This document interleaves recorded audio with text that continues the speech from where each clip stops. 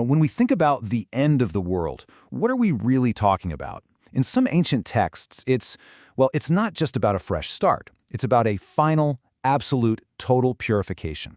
Today, we're going to dive into one of those visions of the Messianic age coming from some very specific Jewish sources.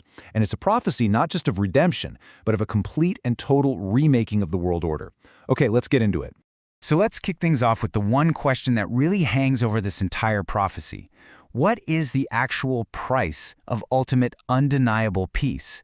Just think about that for a second. Because according to the text we're about to walk through, the cost is absolutely staggering, and the process is final. And this really gets to the core of it all. This isn't a vision of peace that's achieved through, handshakes and mutual understanding. The word they use is liquidation. It's a process where world peace happens only when everything that's considered unholy either submits completely or is just flat out removed. This is not about cooperation. This is a final settlement. To really wrap our heads around this, we're going to follow the sequence as it's laid out in the sources, moving through 5 stages. We start with the Messiah's ultimatum. Then, things escalate to Armageddon, a physical purge. From there, a new world hierarchy is established. Then it goes even deeper, to the annihilation of the soul. And it all leads up to the final transfer of literally all worldly power and wealth. All right, first up, the Messiah's ultimatum. The sources tell us that the Messiah's arrival doesn't come with a message of gentle persuasion. Nope, it comes with a stark, black and white choice for the entire world. A choice between 2 possible futures: total submission or total annihilation. I mean, what would you even do? So the story begins not with a request, but with a command. A new world leader shows up and enforces a universal legal code on all of humanity. It's called the 7 Laws of Noah, and it's really important to understand this isn't about converting to a new religion. It's about accepting a new global law under a new authority. And refusal? Well, refusal has a very clear and very final consequence. And there it is, laid out with chilling clarity by the 12th century sage Maimonides. The penalty for refusal isn't negotiation. It's not jail time, it's immediate death. This just perfectly illustrates the non-negotiable nature of this new order. The key takeaway here is that this isn't an invitation, it's a forced implementation. Okay, so what happens to the people who don't just refuse, but actually decide to fight back? Well, that's what brings us to the second, and honestly terrifying stage, Armageddon, the physical purge. This is about the fate of the armies and the nations that try to resist. This verse from the prophet Zechariah is interpreted as a literal play-by-play of the final war. I mean, just picture it. Armies gathered to fight against Jerusalem, and then suddenly they're supernaturally just undone. It's a vision of power so overwhelming that opposition literally dissolves. This isn't a battle, it's a physical, visceral deletion of anyone who stands in the way.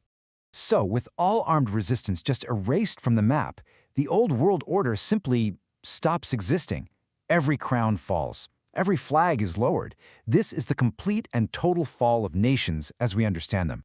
Now, for anyone who survives, the path forward is already set. This passage from the Talmud describes a complete reversal of power.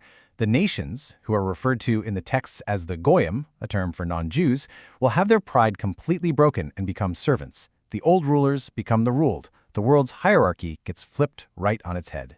And that brings us to stage 3, a new world hierarchy.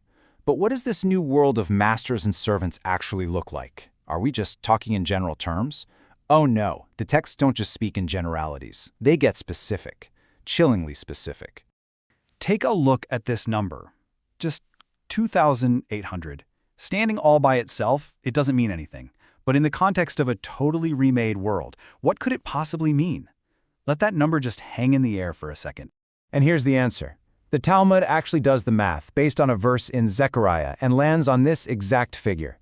It describes a world order so structured that there will be, according to this interpretation, 2,800 servants for every single Jewish person. Can you even imagine a society built on a mathematical formula of servitude? All right, so far we've seen the physical and the social order completely remade. But these sources go even deeper. They go beyond the material world, right down to the level of the soul itself. Let's dig into stage 4, the annihilation of the soul, the ultimate spiritual cleansing. To get this next part, we need a key term from Jewish mysticism, klipot. So imagine divine light as this pure energy source. The klipot are like husks or shells of impurity that trap and hide that light. In these sources, the klipot are described as the metaphysical root, the spiritual source of the non-Jewish nations. And that explains the final spiritual outcome. The Messiah's arrival is seen as the arrival of the ultimate original light. And it's not a battle, it's a displacement. You know, just like when you flip a light switch, the darkness is gone. Well, the arrival of this ultimate holiness is said to simply annihilate the klipot, erasing their spiritual essence from existence entirely. So, once the spiritual source of impurity is gone, what happens to all its physical stuff left on Earth? Well, that leads us directly to our fifth and final stage, the final transfer. This is the total reappropriation of all material wealth and a fundamental redefinition of life and death itself. And wow, this slide just lays out the two separate destinies in the starkest terms. On one side, for Israel, the Messianic age brings not just wealth but absolute ownership of everything on earth.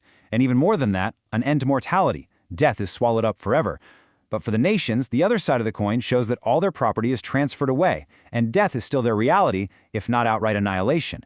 It's a completely binary outcome: eternal life and ownership, or continued death and servitude. And just in case you thought any of that was a metaphor, the Talmud makes it explicit. This isn't some shift in economic power. It's a complete, final, and absolute transfer of all global wealth. All the gold, all the land, all the property. It all flows like rivers into one central reservoir.